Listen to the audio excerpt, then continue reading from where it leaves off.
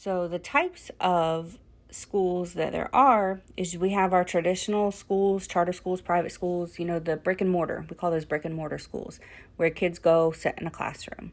You have the online virtual school, and there's kind of two ways you can do this. One, you can have distance learning, which is where a kid is enrolled in online virtual school, but they have a teacher. They follow pretty much a traditional schedule. They're online all day. I don't like that at all. It's really not healthy for their minds, their bodies, anything, to be doing complete virtual all day, every day. And then the best option, of course, that's why you're taking this, is the homeschool, road school, world school, make it your own school is what I say. So however you want to do it outside of that traditional system, outside of having somebody else determine what your kid is going to learn and how they're going to learn it and what time of day they're going to learn it. So the homeschool, road school, world school is really what this is all about, and teaching you how to do that.